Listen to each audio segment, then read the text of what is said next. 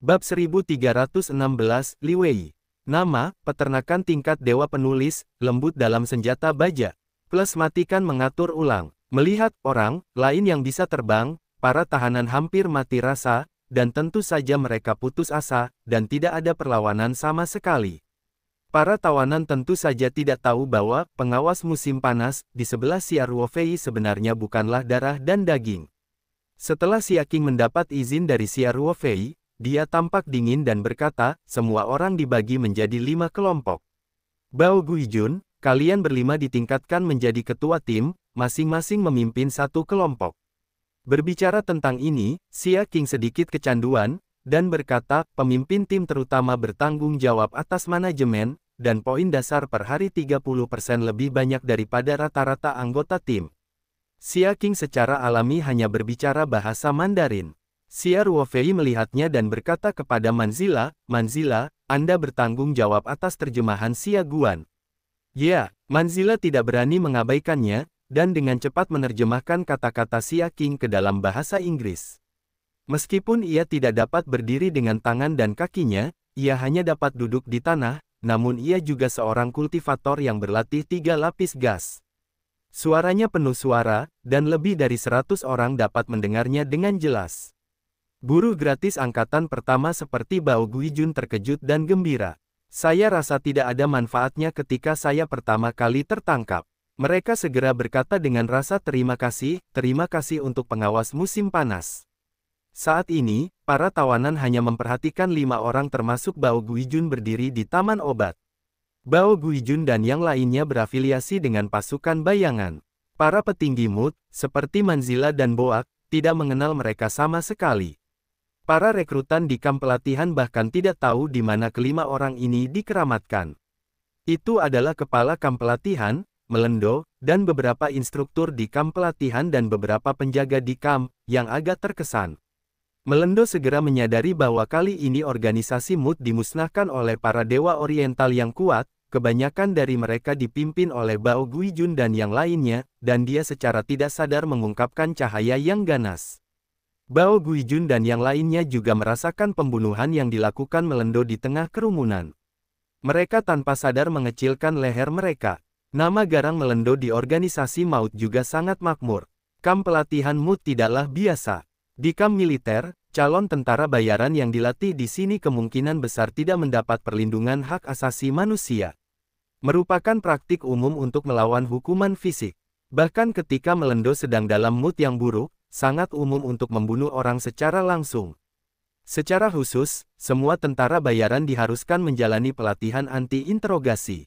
Pelatihan ini konon dilakukan secara bergiliran menjadi narapidana. Dalam menghadapi berbagai penyiksaan pelatihan, instruktur kamp pelatihan dilatih untuk menahan penyiksaan dan telah menjalani pelatihan anti-interogasi yang ketat. Tentara bayaran, bahkan untuk beberapa nerofarmasi, memiliki beberapa perlawanan, tetapi tidak ada keraguan bahwa pelatihan semacam itu adalah mimpi buruk bagi semua orang. Pelatihan anti-interogasi di kamp pelatihan menjadi tanggung jawab Melendo secara pribadi. Psikologi Melendo sepertinya agak menyimpang. Setiap kali dia melihat para siswanya disiksa dan dibunuh dengan berbagai penahanan kriminal, dia merasakan kebahagiaan yang tak bisa dijelaskan. Oleh karena itu pada dasarnya orang yang keluar dari kamp pelatihan tentara bayaran akan memiliki bayangan psikologis tertentu, apalagi ketika melihat Melendo, alam bawah sadarnya memiliki rasa takut dari lubuk hati yang paling dalam. Xia Ruofei, berdiri di langit, secara alami menyadari detail ini untuk pertama kalinya. Alisnya sedikit berkerut, dan dia mengulurkan tangan dan meraih kekosongan. Ia langsung membawa Melendo dari kerumunan hingga ketinggian lebih dari 10 meter. Melendo sangat ketakutan hingga berteriak dan keluar air seni. Ia menyadari bahwa dirinya bukanlah pimpinan organisasi MAUT. Itu bukan kamp pelatihannya. Sekarang dia adalah seorang tahanan. Xia Ruofei berkata dengan dingin, saya tidak peduli apa identitas Anda di masa lalu. Organisasi Meteor juga tingkat tinggi, dan tidak ada rekrutan di kamp pelatihan. Statusnya sama di tempat saya, yaitu, para buruh. Siapakah kamu yang berani mengikat? Aku tidak keberatan jika aku menusuk duri ini. Bisakah kamu mengerti? Ya adalah. Para tahanan melihat Xia Ruofei sebagai sarana, dan berani memiliki ide lain. Apalagi Melendo, saat ini tangan dan kakinya kaku, karena takut kekuatan yang mengikatnya akan hilang. Kalau begitu, maka dia akan jatuh dari tempat yang tingginya lebih dari 10 meter, di manakah akan ada kehidupan. Xia Ruofei lalu berkata dengan dingin kepada Melendo, saya tidak ingin melakukannya untuk kedua kalinya, mengerti? Mengerti, mengerti, ucap Melendo dengan gentar. Xia Ruofei melambaikan tangannya dan langsung melemparkan Melendo. Melendo berteriak kaget, melihat kecepatannya semakin cepat, bumi dengan cepat mendekat dalam pandangannya, dia merasakan jantungnya melompat keluar dari dada, dan seluruh orang hampir tercekik. Tepat ketika dia akan menghubungi tanah itu, Xia Ruofei hanya melambaikan tangannya dan membawanya sedikit dengan kekuatan. Karena itu, dia masih menempel di tanah. Melendo merasakan sedikit panas di sela-sela kakinya. Para tawanan di sekitar matanya menemukan bahwa mantan pemimpin kamp pelatihan itu basah. Para tawanan di sekitar Melendo diam-diam menjauh darinya dan beberapa dari mereka tidak tahan dengan bau busuk. Xia Ruofei melirik para tawanan dalam lingkaran, dan kemudian pikirannya sedikit tergerak. Para tahanan tiba-tiba merasakan kekuatan yang tak tertahankan datang, dan semua orang tanpa sadar tergerak oleh kekuatan ini. Ketika kekuatan ini hilang, para tahanan menemukan bahwa mereka telah dibagi menjadi 5 kelompok berbeda, masing-masing terdiri dari 22 hingga 23 orang. Xia Ruofei berkata dengan lemah, dari sisi kiriku, mereka adalah kelompok pertama hingga kelompok kelima. Bao Guijun, kamu adalah pemimpin kelompok pertama, Gan Guiyu, pemimpin kelompok kedua, Huang Rujue, kelompok ketiga panjang. Ya. Bao Guijun dan yang lainnya melihat adegan Xia Ruofei yang menjilati Melendo secara sewenang-wenang. Rasanya seperti iblis telah dilenyapkan. Ketika Xia Ruofei secara pribadi menunjuk mereka sebagai ketua tim, masing-masing merasa gembira, dari kebun obat. Ikan itu keluar dan dengan sadar berdiri di depan kelompok yang menjadi tanggung jawabnya. Bao Guijun pun menemukan bahwa Melendo yang baru saja menyaksikan keganasan dirinya, kebetulan berada di kelompoknya sendiri. Saya tidak tahu apakah Xia Ruofei bermaksud mengaturnya. Bagaimanapun, Bao Guijun merasa sangat keren. Ia tak punya rasa takut terhadap hati Melendo. Melainkan Melendo menjadi pekerja biasa di bawah komandonya. Dia memiliki sejenis budak yang bernyanyi. Saya bahkan berpikir untuk menghitung akun saya sebelumnya dengan Melendo di pekerjaan saya yang biasa. Setelah Xia Ruofei langsung memasang komponennya dengan baik, dia mengangguk lembut ke arah Xia Qing dan memberi isyarat padanya untuk melanjutkan. Xia Qingchao berutang tubuhnya kepada Xia, dan kemudian dia berkata, saya hanya berharap semua orang akan mengingatnya. Tidak peduli apa yang biasa Anda lakukan, hanya ada satu identitas di sini, yaitu buruh. Siapa yang harus membuatnya? Jika Anda tidak sesuai dengan identitasmu sendiri, kamu harus menghukummu dengan berat karena tidak membayar. Kemudian, Xia Qing menugaskan ruang rapat keliling untuk setiap kelompok. Setiap ruang mobile board memiliki 2 lantai. Para pekerja bebas ini tinggal di 2 kamar di lantai atas. Setiap kamar berisi 10 orang. Lebih dari 100 orang dapat dengan mudah menginstal dengan 5 ruang dewan seluler. Mengerti, ada lebih dari 20 set rumah papan bergerak yang sementara kosong, dan Xia Ruofei akan terus menarik orang-orang di ruang tersebut di masa depan, dan mereka akan dapat menggunakannya secara perlahan. Xia Qing juga secara sederhana mengumumkan peraturan tim buruh. Tentu saja aturannya tidak disebutkan sama sekali. Hal ini untuk menjaga agar ketua tim Bao Guijun mengajak mereka belajar. Lalu ada pembagian perbekalan, 1 set perlengkapan tidur, 2 set kain kasar, 1 set kebutuhan pokok sehari-hari, 1 set peralatan kerja. Beberapa dari materi ini dikumpulkan oleh Xia Ruofei sebelum pergi ke luar negeri. Semuanya bertumpuk di rumah-rumah mobile yang kosong. Beberapa di antaranya dikumpulkan dari kamp pelatihan. Misalnya tempat tidur, orang-orang ini juga ada di asrama kamp pelatihan. Selain itu, masih banyak suku cadang di gudang materialnya, dan semuanya telah dikumpulkan sebagai piala oleh Xia Ruofei.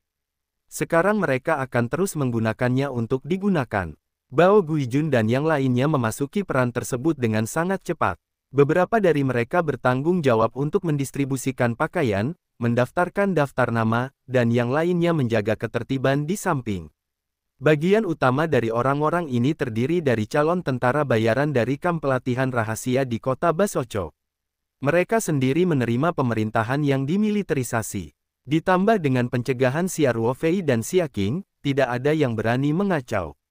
Adegannya juga teratur. Segera semua orang mendapatkan perbekalan mereka sendiri dan mengatur ulang peringkatnya untuk berdiri. Pada saat pendistribusian materi, Xia Ruofei memiliki beberapa hal dengan Xia Qing, terutama dalam manajemen personalia.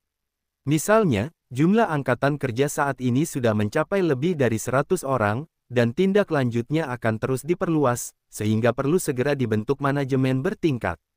Selain itu, yang terbaik adalah memiliki kantin, dan tawanan yang memiliki pengalaman di bidang ini bertanggung jawab untuk memasak. Tentu saja, apa yang dimakan para pekerja lepas ini jelas bukan ikan besar, asalkan bisa menjamin energi yang mereka butuhkan untuk bertahan hidup sehari-hari, dan tidak memerlukan keahlian memasak khusus. Selain itu, ini adalah manajemen dari begitu banyak orang, yang terbaik adalah merujuk pada manajemen militer, seperti antrian pelatihan setiap pagi, mengomentari pekerjaan siang hari di malam hari, dan kembali dari pengumpulan darurat, melatih ketaatan mereka. Ada juga sistem insentif, bendera merah seluler, dan sejenisnya, dan kelompok serta individu yang paling aktif dipilih setiap hari, mingguan, dan bulanan, dan sejumlah poin diberikan. Saya yakin setelah para narapidana memahami peran poin, sistem ini akan memainkan peran besar. Ini adalah pengalaman sehari-hari Xia Ruofei selama bertugas di militer, jadi dia juga merupakan semacam alat manajemen. Xia Qing tidak pernah ragu dengan kata-kata Xia Ruofei. Bagaimanapun, pemiliknya mengatakan bahwa dia akan dengan tegas menerapkannya, jadi dia dengan hati-hati mengingat semua poin yang dikatakan Xia Ruofei. Setelah instruksi Xia Ruofei, Bao Guijun juga mengirimkan materi. Setelah permintaan Xia Qing, Bao Guijun dan yang lainnya masing-masing membawa anggota tim mereka sendiri ke ruang rapat keliling yang ditugaskan kepada mereka, dan menetap terlebih dahulu. Semua tawanan memasuki ruang dewan keliling, dan Manzila, yang masih terbaring di tanah, cukup mencolok. Tangan dan kakinya terputus, dan bahkan kemampuan dasar untuk bergerak tidak tersedia, dan ketika Xia Ruofei baru saja dikelompokkan, dia tidak dihitung. Dia seperti dilupakan. Sampai saat ini, Xia Ruofei menurunkan Xia Qing dari udara dan berjalan menuju Manzila. Xia Ruofei berkata kepada Xia Qing, orang yang kamu kelola sendiri, sembuhkan lukanya terlebih dahulu, dan setelah dia sembuh, dia dapat memberinya pekerjaan yang lebih padat karya. Orang ini adalah biksu pemurnian 3 lapis, dan roh kekuatannya lebih tinggi. Xia Ruofei berbicara dengan Xia Qing secara alami dalam bahasa Mandarin, dan Manzila juga memahami bahasa Mandarin. Dia dengan cepat dan feminin berkata, musim panas, Anda dapat yakin. Saya sangat baik, Anda dapat memberitahu saya dengan bebas, tapi setelah cedera saya lebih baik. Xia Qing mengangguk dengan acuh tak acuh dan tidak berbicara. Xia Ruofei menatap Manzila dengan tatapan membara. Selama setengah menit, dia tidak membuang muka. Manzila dilihat oleh Xia Ruofei dengan sedikit rambut di hatinya, dan dia tidak bisa menahan diri untuk tidak sujud dan tidak berani menatap Xia Ruofei. Sampai saat itu, Xia Ruofei berkata dengan lemah, kamu diam-diam berlatih 3 menit 36 detik. Ah! Manzila memandang Xia Ruofei dengan kaget. Dia berlatih sebentar, terutama karena aura langit dan bumi terlalu kaya. Dia tidak bisa menahannya, dan lukanya cukup berat. Menyerap sebagian aura juga kondusif untuk pemulihan. Namun Manzila sendiri pun tidak mengetahui waktu pasti budidayanya. Dia hanya tahu bahwa itu mungkin 3 atau 4 menit. Manzila tidak menyangka bahwa Xia Ruofei tidak melihat ke sisi ini, tetapi dia tahu sudah berapa lama dia berlatih, bahkan sampai yang kedua.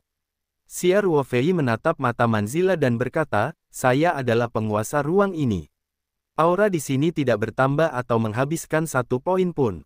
Tidak mungkin memenangkan saya. Demikian pula, saya adalah master di sini, di sini. Semuanya milik pribadiku, termasuk aura langit dan bumi yang memenuhi ruang ini, paham? Manzila menundukkan kepalanya dengan perasaan bersalah dan berkata, saya mengerti, saya hanya tidak tahu aturan Anda, mohon maafkan saya. Xia Ruofei berkata dengan lemah, tentu saja saya akan memaafkan Anda, bagaimanapun juga, ini adalah yang pertama waktu. Dan aku belum sempat menekankannya padamu. Sekarang sudah kubilang, jika aku menemukannya lagi di masa depan, aku akan langsung melemparkanmu ke dalam kandang. Beri makan tawon. Aura di sini tidak lain hanyalah saya dan Xia Qing. Hanya ada satu praktisi yang sedang bersalin, selama auranya habis, itu harus dilakukan oleh Anda. Manzila berkata cepat, jangan berani. Jangan berani. Aku tidak akan berani lagi. Hatinya tidak bisa menahan keluh kesah. Nampaknya budidaya segala sesuatunya akan berakhir, untuk waktu yang lama di masa depan, atau bahkan untuk sisa masa depan, tidak dapat dipraktekkan lagi, namun sayangnya keajaiban itu terjadi, latihan, dan kultivasi Anda sendiri akan segera ditinggalkan.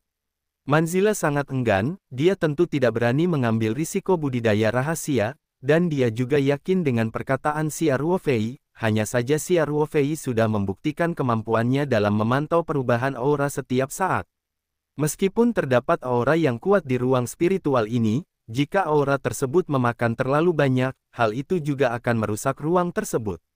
Secara khusus, semakin tinggi budidaya, semakin banyak aura yang dibutuhkan untuk setiap budidaya, dan ruang ini tidak seperti dunia luar, hanya jangka waktu tertentu yang dapat diolah, di mana Anda dapat menyerap aura 24 jam sehari, jika Anda berlatihlah kultivasi tanpa pengekangan. Meskipun Anda mempunyai aura yang kuat, Anda tidak dapat hidup bersamanya. Xia Ruofei sendiri enggan berlatih dalam waktu lama, dan dia pasti tidak akan membiarkan Manzila melakukan hal tersebut. Kalau tidak, membawa Manzila keluar angkasa bukanlah seorang kuli, tapi sebagai hadiah. Bagi praktisi manapun, tidak ada keraguan bahwa ada lubang legendaris di langit. Jika Anda benar-benar bisa berlatih di sini, diperkirakan Anda mungkin tidak akan bersedia untuk pergi. Alasan mengapa Xia Ruofei menarik Manzila keluar angkasa juga untuk mempertimbangkan kultivator 3 lapis yang menyempurnakan. Ini lebih atau kurang berguna. Jika Anda tidak mengatakan apa-apa, setidaknya kekuatan fisik Anda jauh lebih baik daripada orang biasa. Setelah itu, pergilah bekerja lebih keras dan lebih keras lagi. Xia Ruofei melihat nada suara Manzila yang tulus dan menakutkan, dan nadanya sedikit lebih damai. Ia berkata, saya bukanlah orang yang tidak dekat dengan perasaan manusia.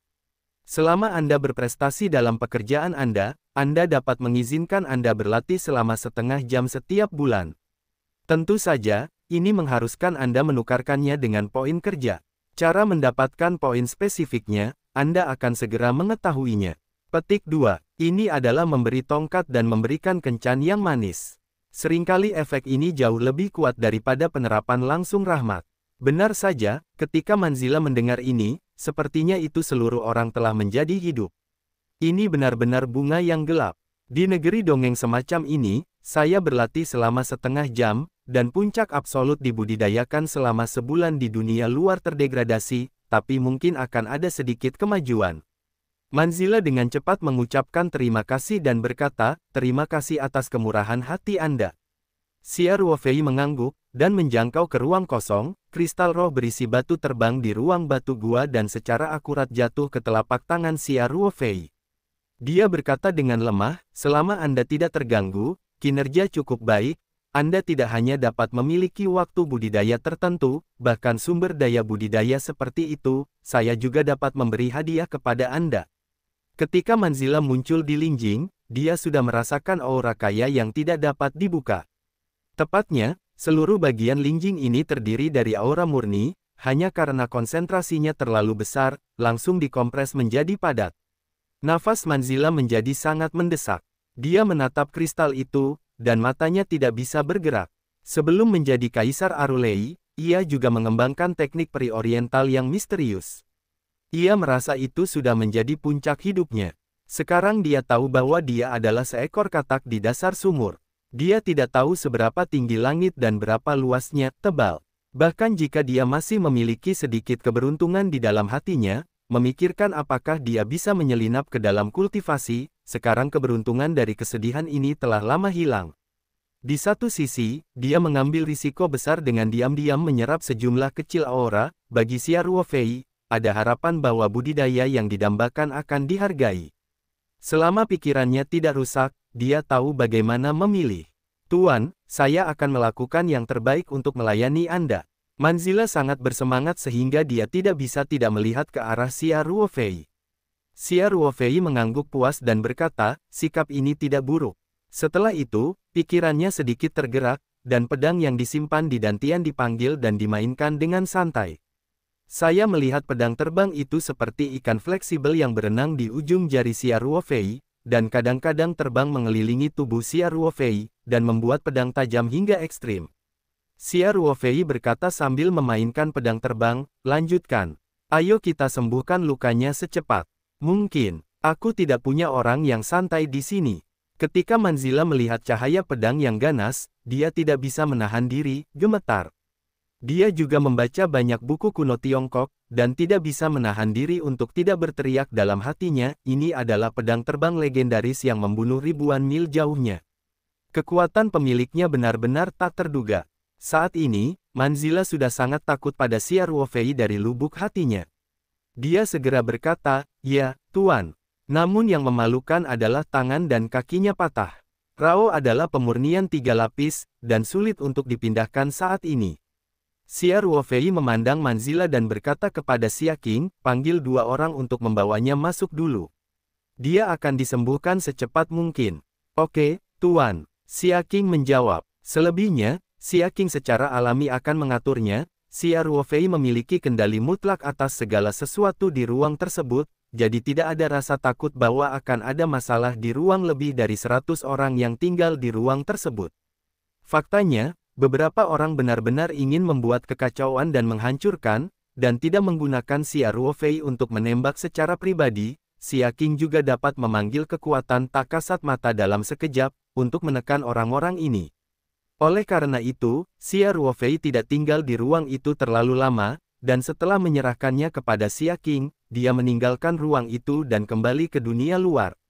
Bahkan seluruh batu pembatas yang besar untuk sementara tidak dikelola. Bagaimanapun, itu masih di luar negeri, dan tidak sepenuhnya aman di ruang rahasia bawah tanah di belakang kuil Arure. Xia Ruofei secara alami tidak akan memilih untuk membiarkan gambaran spiritual menelan batu pembatas saat ini. Dia kembali ke ruang rahasia Manzila dan mengambil gambar roh itu ke dalam tubuhnya sebelum dia berjalan ke pintu keluar. Semua barang berharga di ruang rahasia ini telah digeledah olehnya, dan sudah waktunya untuk pergi. Xia Ruofei berjalan menaiki tanjakan dan turun ke tanah dengan cepat. Dia melepaskan kekuatan mentalnya dan menemukan bahwa tidak ada seorang pun di halaman kecil Manzila. Dia tidak tahu bahwa staf kuil tidak memperhatikan. Pada saat dilakukan pergerakan, beberapa orang masih datang untuk melihat dan tidak menemukan kelainan lalu pergi. Saat Xia Ruofei ditundukkan oleh Manzila, proses pertarungan sebenarnya sangat singkat, tidak ada kerusakan pada rumahnya, dan tidak ada bekas pertarungan. Sangat penting bagi staf untuk datang dan melihat bahwa paling banyak Manzila telah pergi. Sebagai pendeta agung Arulei, Manzila meninggalkan tempat tinggalnya dan tidak perlu melapor kepada orang lain, sehingga meskipun ada staf yang datang untuk melihatnya, diperkirakan tidak akan ada penemuan. Setelah Xia Ruofei memastikan bahwa tidak ada orang di luar, dia segera menekannya sedikit di tepi cembung di tepi anak tangga. Organ itu mengeluarkan sedikit bunyi berderit, dan penutupnya terbuka di kedua sisi, dan lemari di bagian atas kepala juga menyerah pada posisinya, memperlihatkan lubang.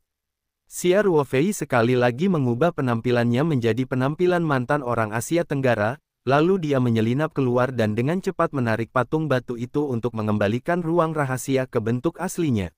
Dia melepaskan kekuatan mentalnya lagi dan berbicara ke halaman kecil Manzila, memastikan bahwa tidak ada orang di sekitarnya dan tidak ragu untuk meninggalkan rumah. Xia Ruofei tidak mengambil pintu masuk utama, dan segera berbalik dari dinding di belakang halaman. Setelah memutar besar, dia meninggalkan pintu keluar tempat pemandangan itu tanpa masalah. Dia pergi ke tempat parkir di luar kuil, mengambil truk pickup dan pergi dari kuil. Xia Ruofei saat mengemudi, sambil menghitung dalam hatinya. Telah diketahui bahwa penghasut di balik layar pembunuhan Song Qiming adalah Liu Haojun, dan dalam proses pengorganisasian King Mo, panen Xia Ruofei juga sangat besar, terutama batu pembatas yang sangat besar, sehingga ia masih memiliki dalam keadaan gembira. Dikatakan bahwa dia sekarang dapat meninggalkan Arule dan kembali ke Tiongkok secepatnya. Namun, setelah berpikir dengan hati-hati, Xia Ruofei memutuskan untuk tidak kembali sementara. Liu Haojun tidak tahu bahwa masalah itu terungkap, dan tidak mungkin untuk berjalan untuk sementara waktu. Di sisi lain organisasi maut, hampir separuh kekuasaan masih utuh. Ketika Xia Ruofei datang ke Afrika kali ini, ada pikiran yang sepenuhnya memusnahkan organisasi tentara bayaran ini. Sekarang jelas belum sempurna. Hilangnya Manzila tidak akan disebarkan untuk sementara waktu, dan dua organisasi maut teratas, penyihir dan Megalith Douglas, diperkirakan mengetahui bahwa kamp pelatihan telah dibom, dan kamp pelatihan itu bukan wilayah yang menjadi tanggung jawab mereka. Mereka mungkin tidak akan bereaksi terlalu banyak, setidaknya tidak secara langsung. Saat ini, jelas yang paling tepat adalah memenangkannya. Jika tidak, pemimpin organisasi, setan, tidak akan pernah bisa menghubungi. Sulit untuk menjamin adanya perubahan psikologis pada Bab dan Douglas. Meski tidak lari, mereka memilih berdiri di atas kaki sendiri. Portal, ketika Xia Ruofei mendapat informasi sekarang, tidak banyak nilainya. Lebih baik dikatakan bahwa mereka belum bangun sekarang, dan mereka telah keluar dari organisasi tentara bayaran yang jahat ini sekaligus.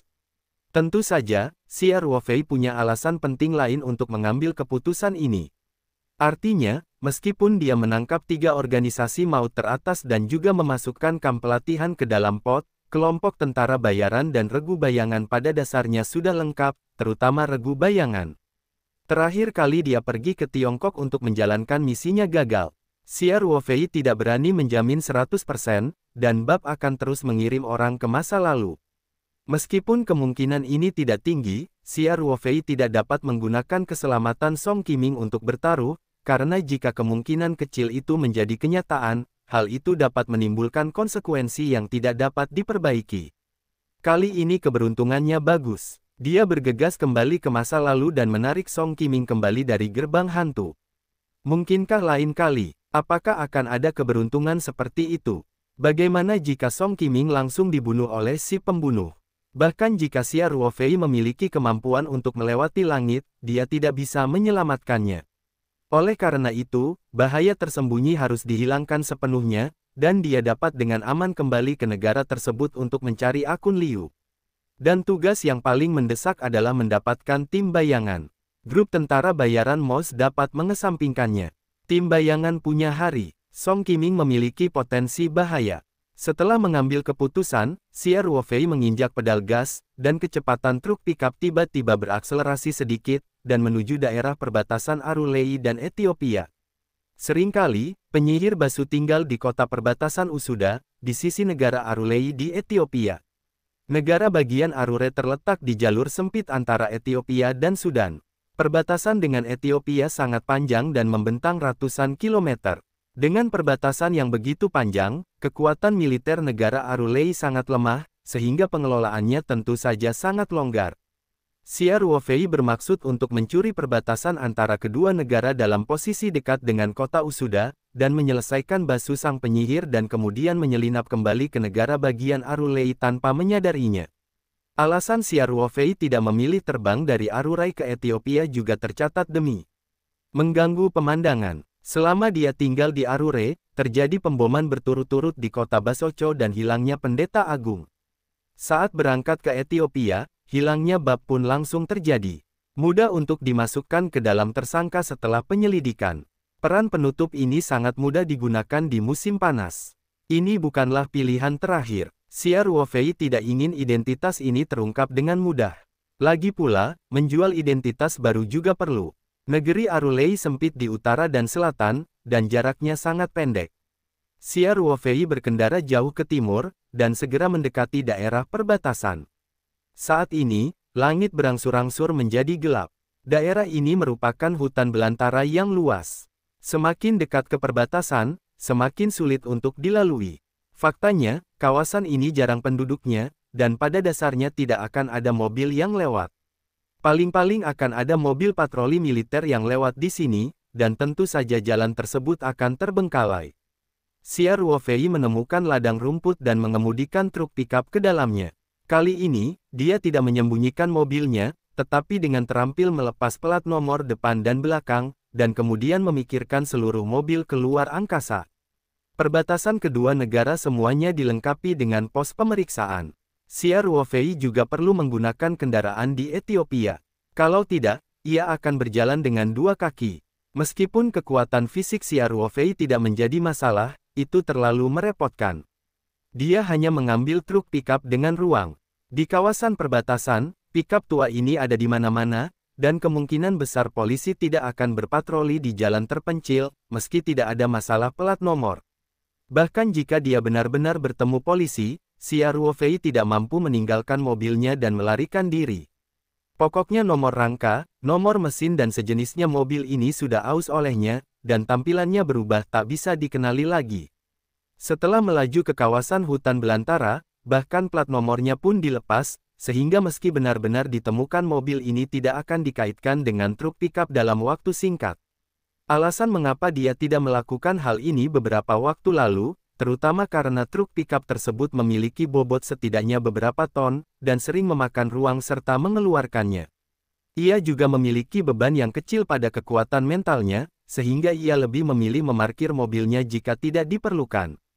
Lebih mudah untuk bersembunyi. Setelah Xia Ruofei mengumpulkan truk pickup, dia dengan cepat maju di bawah naungan malam, dan segera melewati garis perbatasan, yang hampir sepenuhnya tidak dijaga, dan memasuki Ethiopia. Menurut tampilan genggam, kota Usuda terletak sekitar 80 km tenggara. Setelah Xia Ruofei melewati garis perbatasan, dia tidak langsung mencari jalan. Pasalnya, kepadatan patroli di dekat garis perbatasan akan relatif tinggi. Dia mengikuti instruksi dan menuju kota Usuda di hutan belantara. Dia menemui beberapa kendala kecil dan Xia Ruofei melompat secara langsung dan cepat. Sudah berjalan lebih dari setengah jam. Kalau dihitung jaraknya, setidaknya 7 atau 8 km. Xia Ruofei hanya melihat perangkat genggamnya dan berlari menuju jalan kosong tidak jauh dari sana. Setelah 4 atau 5 menit berikutnya, Xia Ruofei telah menemukan jalan ini. Itu ditandai sebagai Highway 76. Ini membentang di sepanjang jalan ke arah tenggara. Jaraknya hampir 70 km.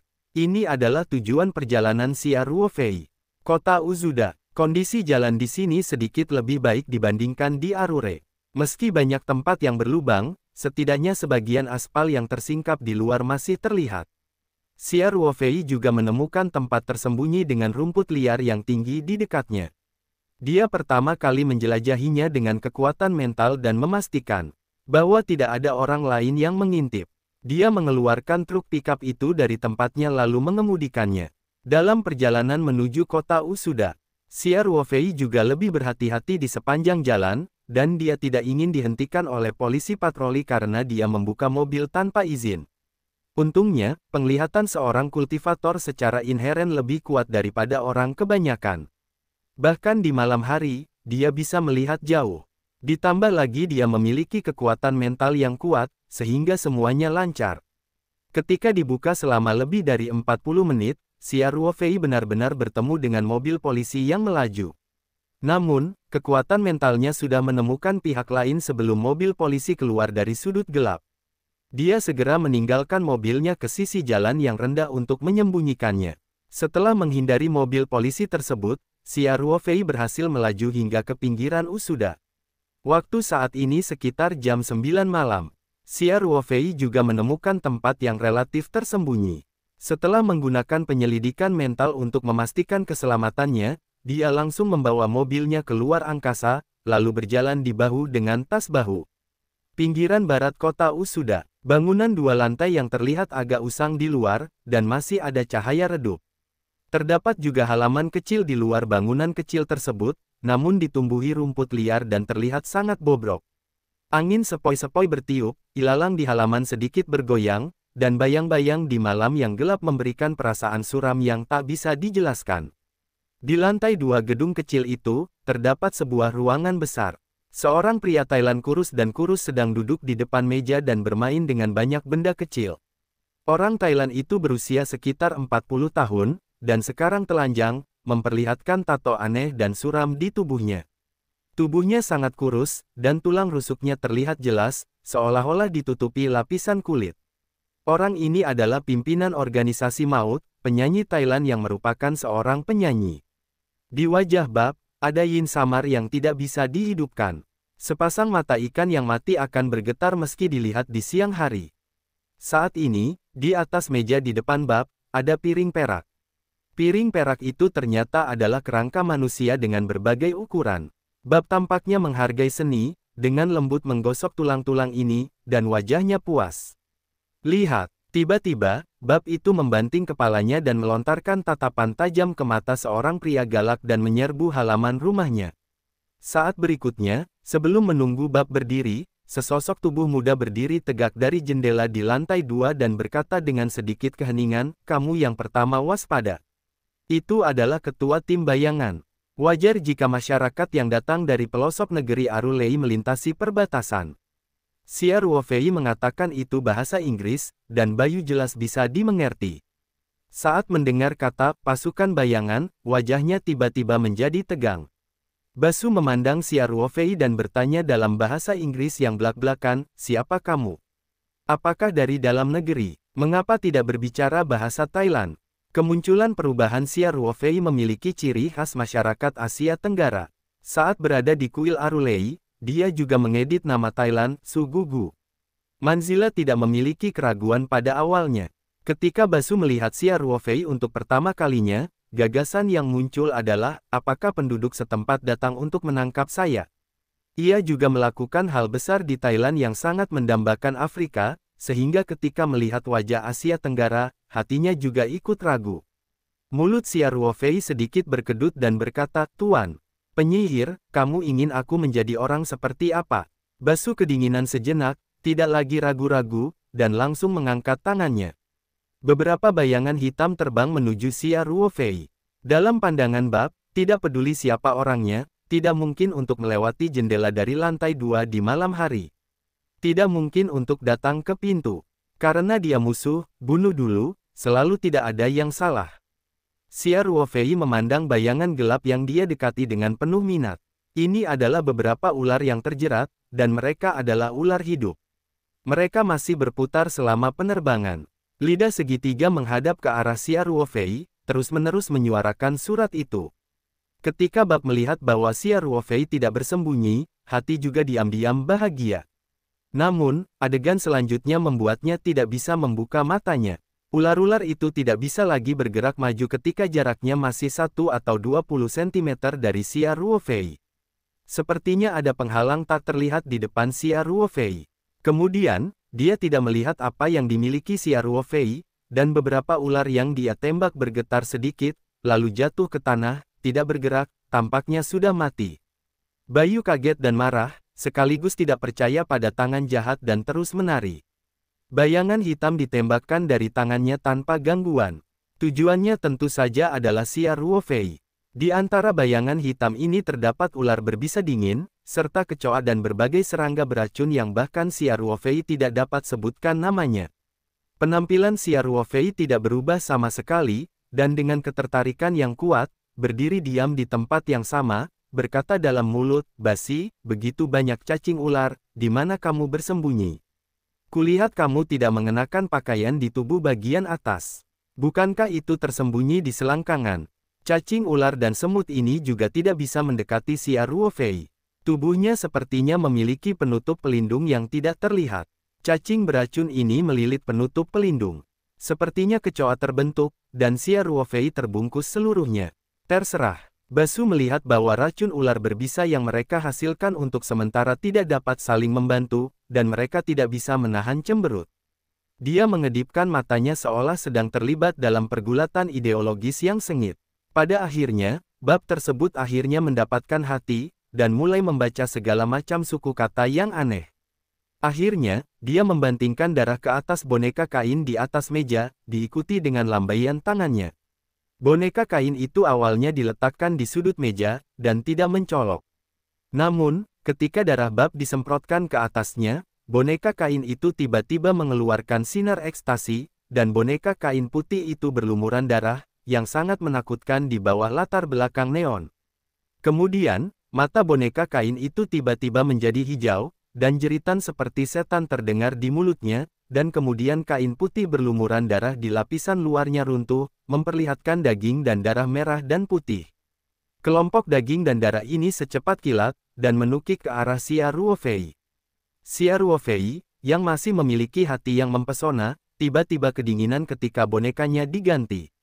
Matanya juga menunjukkan pembunuhan. Hantu sayang, kekuatan mental Xia Ruofei sangat kuat. Bahkan jika seluruh area di sekitarnya ditutupi oleh serangga beracun itu, dia masih merasakan boneka kain itu sejak awal. Di mana boneka kain ini? Jelas bayi mati yang telah dikorbankan.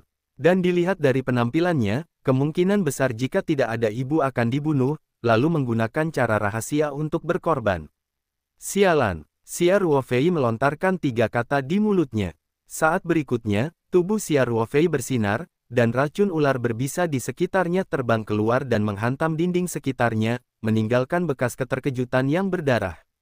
Xia Ruofei baru saja keluar dari udara, dan ular berbisa ini terbunuh dalam sekejap.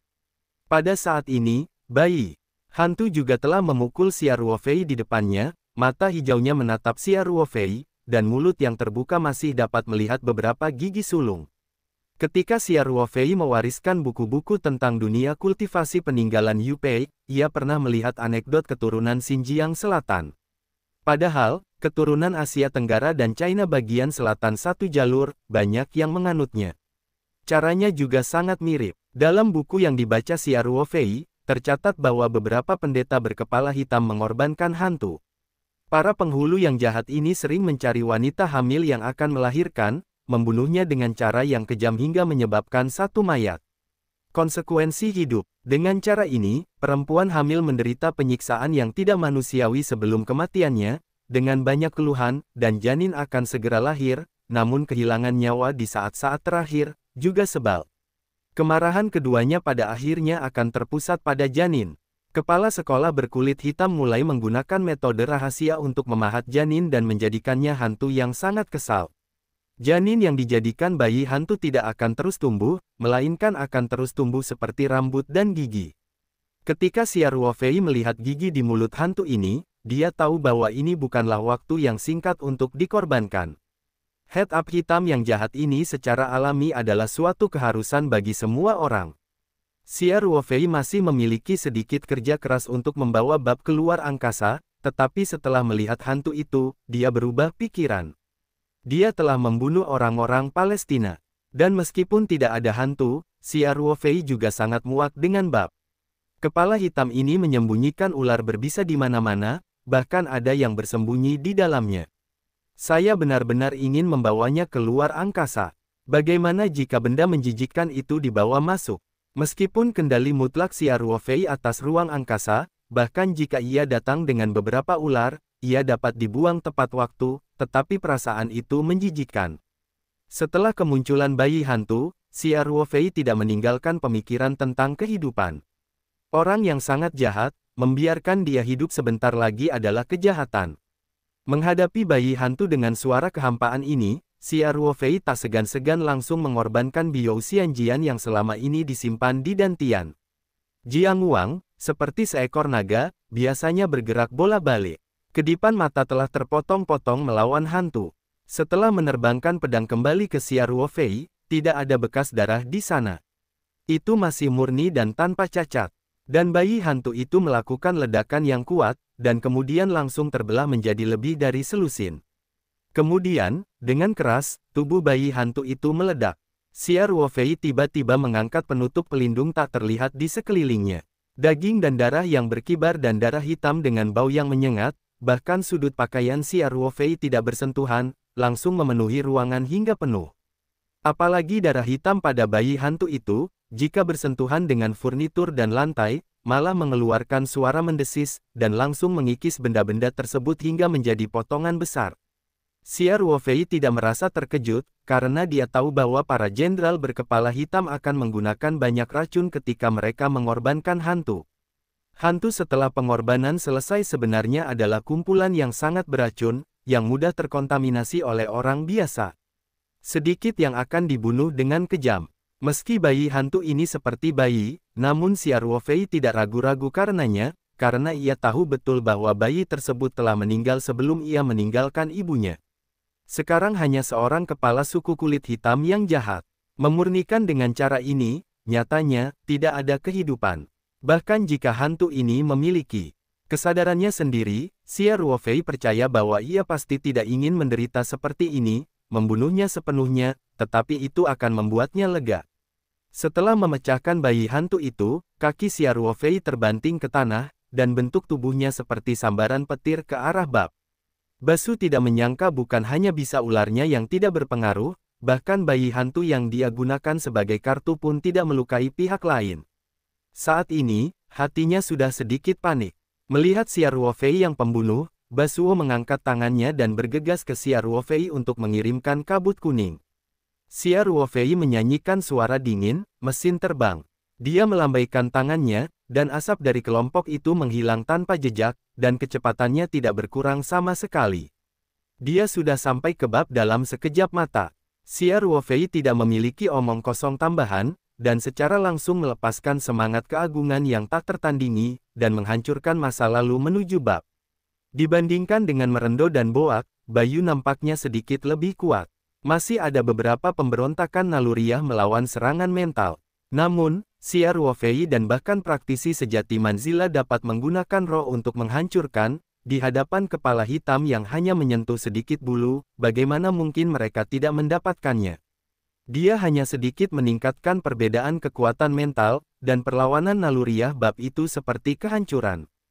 Hanya dalam 2 atau 3 detik, mata Bab menjadi linglung, dan seluruh orang jatuh ke dalam hipnosis yang mendalam. Xia Ruofei dengan dingin bertanya, setelah tim bayangan membunuh misi pejabat Tiongkok Song Qiming gagal, apakah Anda terus mengirim kelompok aksi lain untuk melakukan tugas ini? Tidak, Basu berkata dengan mata kosong. Aturan organisasi maut adalah jika misi gagal, deposit tidak akan dikembalikan, dan tidak akan diulangi untuk mengirim orang untuk melanjutkan. Xia Ruofei kemudian bertanya, apakah ada pemesanan ulang untuk misi ini? Tidak untuk saat ini, jawab Basu. Hati Xia Ruofei merasa lega. Setidaknya untuk saat ini, Song Qiming aman. Sulit untuk mengatakan apakah Liu Haojun akan mempercayakan organisasi pembunuh lain untuk melakukan ini. Bagaimanapun, setelah Xia Ruofei kembali ke Tiongkok, Liu Haojun harus dibersihkan terlebih dahulu. Bicaralah tentang struktur organisasi pasukan bayangan, berapa banyak orang yang biasanya kamu ikuti, dan bagaimana kamu menghubungi mereka. Xia Ruofei berkata, singkatnya, semua hal tentang tim bayangan dapat dirinci secara detail.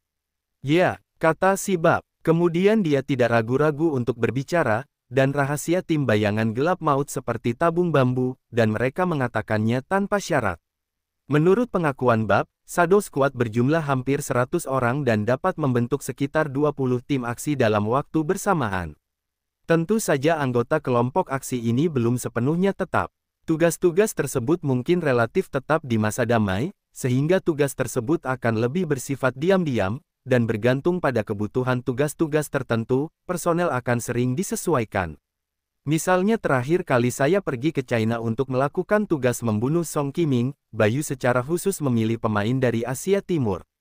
Orang-orang ini tidak hanya memiliki kemiripan penampilan dengan orang Tionghoa, tetapi setidaknya mereka memahami bahasa Mandarin sederhana, yaitu menjalankan tugas di Tiongkok.